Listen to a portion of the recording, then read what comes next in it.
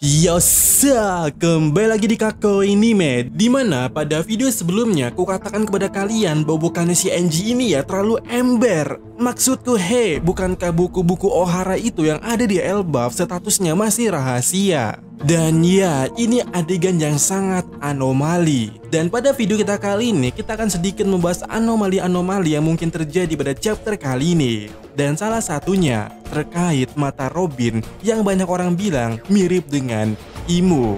Yang mana langsung saja ku katakan bahwa itu adalah pernyataan yang anomali. Maksudku, ini adalah mata saat Robin marah. Bahkan di chapter ini juga Chopper sampai mencoba membuat Robin tenang. Jadi ini hanyalah mata Robin yang marah dan sudah pernah ditunjukkan juga oleh Oda pada arc-arc sebelumnya. Dan tak hanya Robin, Nami juga terkadang dibuat Oda seperti itu. Sehingga jika ada yang bilang mata Robin jadi Imu pada chapter kali ini, kekarbitannya patut dipertanyakan. Tapi daripada anomali itu, ada satu hal yang menjadi pertanyaanku di sini.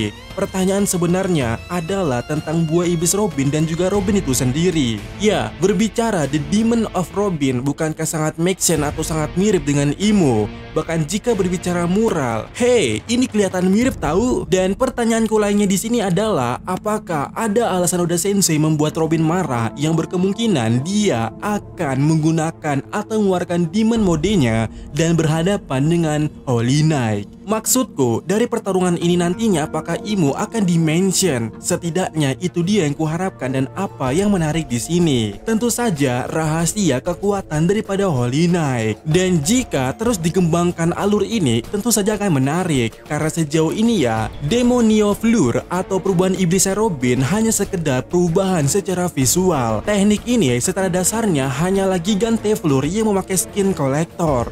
Bagaimanapun, Robin saat mengalahkan Black Maria saat itu sama sekali tidak ada unsur magis dari iblis, murni dengan Smackdown. Jadi satu harapan yang sepaling-paling tidaknya terjadi saat Somres dan Gunko melihat wujud Robin yang satu ini, mereka akan ketakutan dan Imu pun akan disebut atau dimention oleh mereka itu. Dan satu kepingan tentang rahasia kekuatan mereka tentu saja akan ke-trigger atau akan terungkap. Tapi tentu saja aku tetap akan berharap ke kemungkinan lainnya, yaitu wujud Robin iblis ini nantinya akan menghasilkan teknik magis untuk setidaknya mengcounter atau melawan regen dari Holy Knight. Yang entah bagaimana skenarionya, tapi kita ingat Brook juga ada di sana. Yap, maksudku di sini adalah Brook dan Robin akan berkolaborasi. Brook memang tidak bisa bergerak karena ditahan oleh Gunko dan juga diajar Gunko, tapi jiwa Brook bisa keluar dari tubuhnya itu. Soul King dari Brook akan menempel bersama Demonio Fleur-nya Robin, yang mana nantinya jiwa atau soulnya Brook akan membara di sekitar tubuhnya iblisnya Robin. Mungkin cover ini adalah clue-nya. Dan kombinasi itu akan membentuk iblis Robin yang memiliki kekuatan magis secara tidak langsungnya. Tapi ya, untuk saat ini tentu saja kita tidak tahu apa yang akan terjadi. Namun sebagai gambaran, serangan kombinasi ini akan membekukan area di sekitarnya. Tinju Robin dan Spirit Soul dari Brook akan membekukan Holy Knight. Jika worth it, mereka bisa membekukan efek regen dari Holy Knight. Dan kemudian di finishing oleh Gaban dengan memotong tubuh mereka jadi dua bagian dan kembali dibekukan agar tidak bisa bergabung. Tapi ya, bagaimana menurut kalian? Karena ini jelas tidak akan menghilangkan efek regen Holy Knight, tapi setidaknya kombinasi ini bisa mencegah regennya Holy Knight bekerja secara maksimal. Tapi jika berbicara apakah kita bisa mengetahui rahasia teknik Gunko, itu semua adalah urusannya Jinbe. Jinbe saat ini harus sadar dan kritis bahwa Brook baik-baik saja walaupun sedang dihajar oleh Gunko. Kita sudah bahas di video sebelumnya, Immortal Regen itu sama seperti Brook. Jadi untuk mengetahui rahasianya, ini semua tergantung Jinbe. Gunko dan Brook sudah memberikan panggung di sini, dan ketika Brook nanti mengeluarkan Soul King-nya, harusnya Jinbe sudah sadar. Nah, selanjutnya kita akan mulai berbicara terkait Enji. Dia sangat anomali pada chapter kali ini. Pertama, bagaimana mungkin dia tahu kalau Kolon telah ditangkap? Karena seharusnya dia kan sedang di dalam ruangan dan juga tidak bisa bergerak. Nah, oleh karena itu, satu-satunya skenario jika kita masih berpikir positif kepadanya, Gunko dan Somres sempat berbicara terkait penangkapan anak Giant yang tersisa.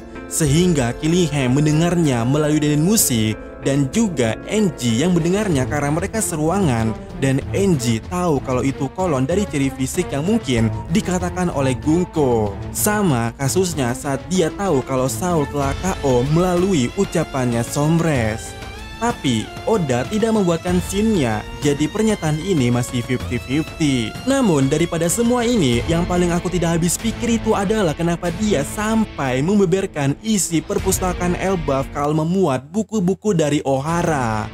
Harusnya Merin dan juga pemerintah dunia hanya tahu satu penyintas yang selamat yaitu Robin. Namun kini Sombres telah tahu ada dua, yaitu Saul.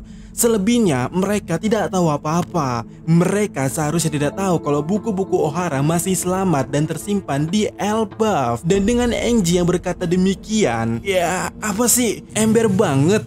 Aku bahkan curiga di sini sebenarnya Robin marah bukan karena Sombres tapi karena Angie. Dan seperti yang kukatakan di awal tadi, hanya ada skenario terburuk yang muncul di Elbaf ini. Pernyataan Gaban soal apakah Elbaf masih berdiri nanti pada akhirnya, itu mulai menjadi suatu perkataan yang mungkin akan terjadi. Karena info A1 ini bisa langsung sampai ke telinganya Imo dan juga jajarannya. Mereka bisa teleport.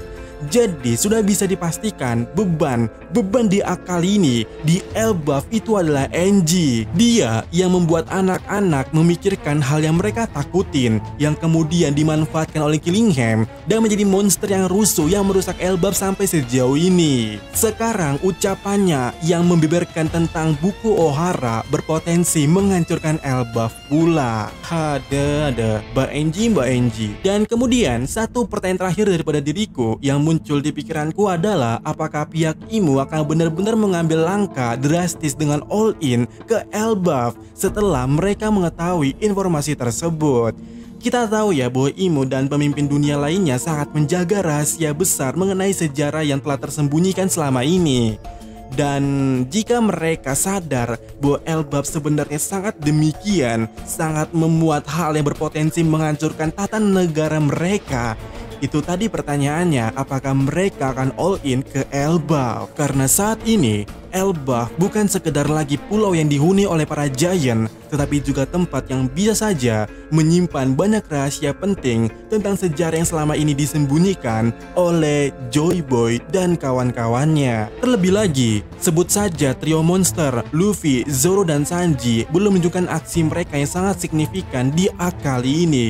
Dan tidak mungkin dong arc akan berakhir dengan hanya mengalahkan Sombres, Gunko, dan juga Killingham. Lalu jika kita berbicara terkait alur, di Elbaf ini masih ada tempat yang belum terekspos atau dijelajahi. Yap, sebut saja Heavenwood, dunia surga, di mana tempat yang paling atas di Elbaf, puncak daripada pohon Yggdrasil. Dan sampai detik ini tidak ada yang tahu apa yang ada di sana atau hal apa pula kenapa pula disebut sebagai Heavenwood. Apakah sesuatu menarik terjadi di sana? Apakah ada sesuatu yang tersimpan pula di sana? Yang jelas seharusnya arc Elbaf tidak akan berakhir dengan mengalahkan Sombres, Gunko, dan Killingham. Bahkan Im sama berpotensi all in ke Elbaf jika mereka tahu kalau Giant atau Elbaf selama ini ternyata menyimpan sejarah abad kekosongan. Sesi komentar.